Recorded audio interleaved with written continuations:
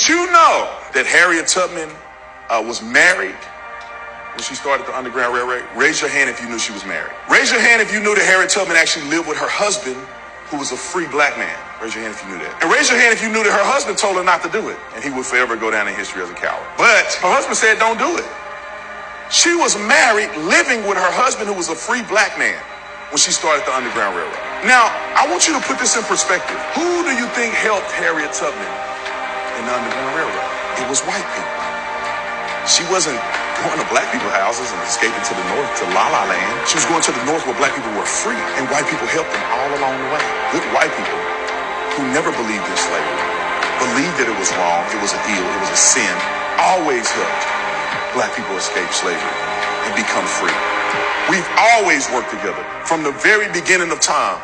Number one, did this man just take the legacy of Harriet Tubman to sensationalize how great white people are?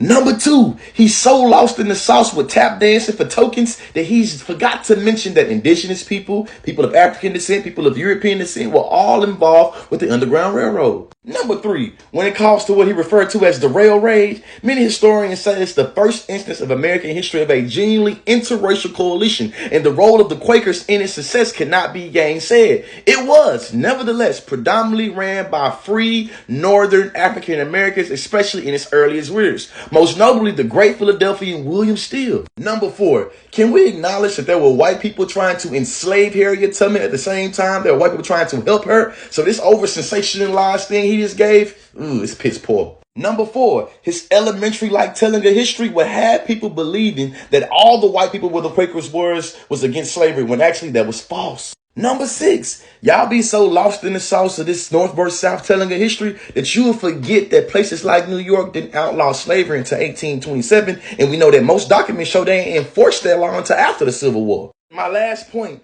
people like him don't want students learning about black history or CRT in the classroom, but he wants to monetize it by making white folks mad and getting paid for it. Make it make sense. Hey, newsflash. White people in today's society have nothing to do with the past. Matter of fact, blaming them for what happened in the past is inherently racist. Because you're essentially just making up an excuse to hate white people. I don't need a shirt to tell me I'm a powerful black man. If I'm a powerful black man, I did that shit on my own. I worked for that shit. You don't need to amplify anything. Your power doesn't come from a t-shirt at Walmart. What, white girl can't have no magic? This victim mentality has to go. You can't keep blaming white people for all of your problems. Yes, our history was quite fucked up, but it's nowhere close to how it used to be. In fact, some of the most amazing men and women I've ever met in my entire life have been white. So if you need a t-shirt from Walmart to make you feel like you're special, by all means, go get it. But don't be surprised when I come out with some merch saying white girl magic and you see some white girls wearing it. Because if black girls can have magic, that means white girls can have magic too. Number one, this video is meant to be a teachable moment. I don't know that gentleman. I'm sure he's a great person. Number two, what you just saw there was an example of racial illiteracy, the ability to read and write situations pertaining to race lacking. Number three, let me raise y'all racial illiteracy. The concept of black girl magic is made in the face of a European beauty standards and how those are weaponized against black women.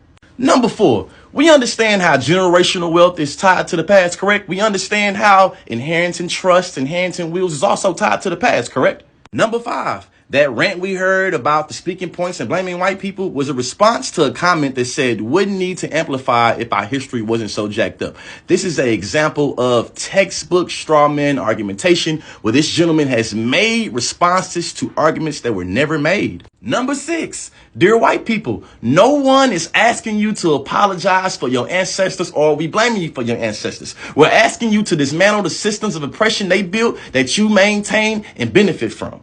White people in today's society has nothing to do with the past, but your mere presence in this country is predicated off of colonialism. Make it make sense. So angry at me because I told them right to their face, nobody owes you anything for slavery.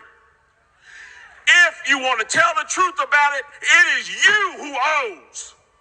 It's you who owes. Why do you owe? Because somebody in those fields took stripes for you. Somebody after those fields were ended and slavery was ended, somebody had to walk through Jim Crow for you. Somebody fought wars and died for you. Somebody lived less than because they didn't have what you have, and they did it for you.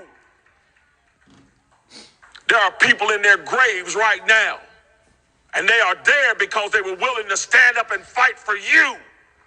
Him said, Master don't owe you nothing. He gave you good eats. He gave you good sleeps. And you's being ungrateful. If anything, you owe Master. In all seriousness, though, if I owe my ancestors because they had to walk through Jim Crow, what does the person owe that set up Jim Crow and benefited from it? Notice how that crowd clapped when he talked about us owing somebody else. But when we talk about them owing us, they don't like that type of talk.